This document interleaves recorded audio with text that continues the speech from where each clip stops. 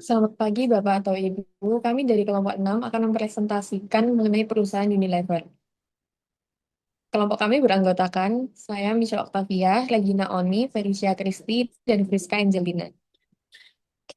Materi yang kami gunakan yaitu Stakeholder Management. PT Unilever Indonesia Tbk adalah perusahaan FMCG multinasional yang berdiri sejak 5 Desember 1933 di Jakarta dengan nama Lever Zepp Fabrik, NV, dan resmi melantai di Bursa Efek Indonesia pada tahun 1982. PT Unilever ini merupakan anak perusahaan Unilever PLC yang dari Inggris, kini memiliki 44 merek, 9 pabrik, dan jaringan 800 distributor di seluruh Indonesia dengan produk seperti Rinso, Dove, Pepsodent, Sunsilk, Bango, dan Royco. Di bidang sustainability, perusahaan mencapai pengurangan emisi 92% sejak 2015 dan mengumpulkan 90.394 ton sampah plastik melebihi jumlah kemasan yang mereka gunakan. Namun secara finansial, laba perusahaan terus menurun dari 9 triliun di 2018 menjadi 4,8 triliun di tahun 2023.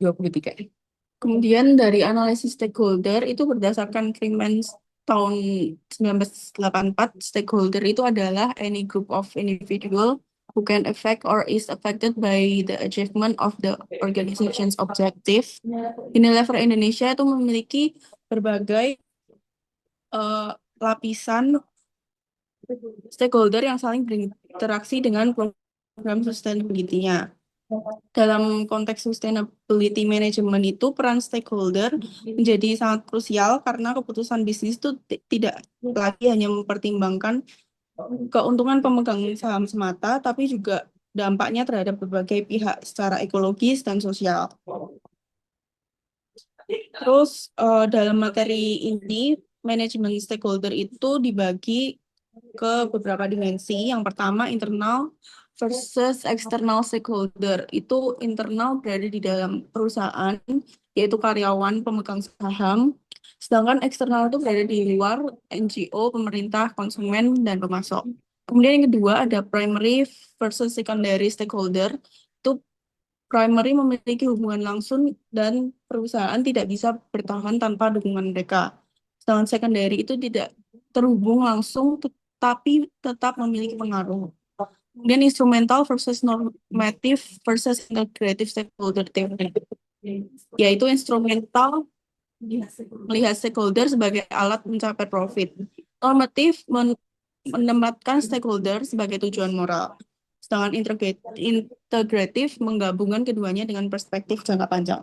Selanjutnya untuk sisi positif stakeholder ada 5. Yang pertama adalah karyawan atau internal stakeholder atau primary. Jadi Unilever Indonesia itu berhasil mencapai representasi perempuan sebesar 44,8% dalam manajemen pada tahun 2024. Program ini mencerminkan komitmen pada keadilan sosial sesuai konsep intergenerational justice. Yang kedua adalah komunitas dan NGO atau external stakeholder secondary. Unilever bermitra dengan Conservation International dan Konservasi Indonesia di Tapan di Selatan dan Aceh untuk program sawit berkelanjutan. Hasilnya, deforestasi berkurang sebanyak 55% di 127.000 hektar lahan sejak 2018. Ini itu adalah contoh nyata cross-sector partnership.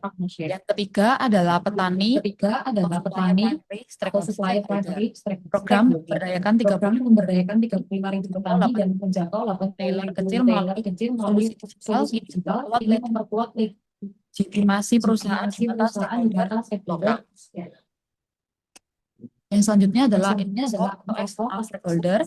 Unilever Indonesia itu memiliki dari sustainability yang digunakan investor untuk menilai kinerja yang berkelanjutan.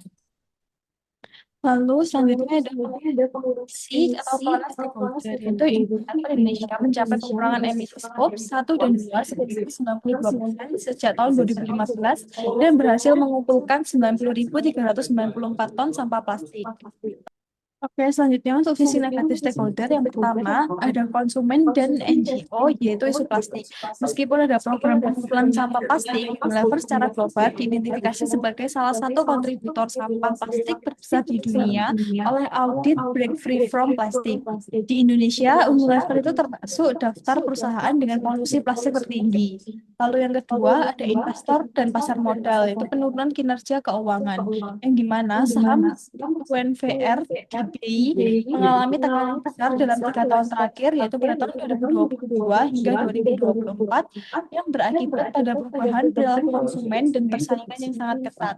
Hal ini tuh menunjukkan tension antara sustainability goals dan shareholder value. Lalu yang ketiga yaitu pemerintah, regulasi vs praktik.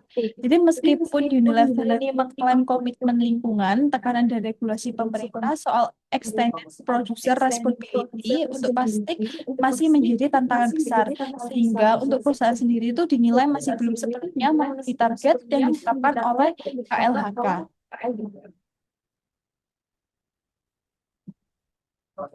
Nah, ini untuk data-datanya kita ambil. Sekian dari kelompok kami. Terima kasih.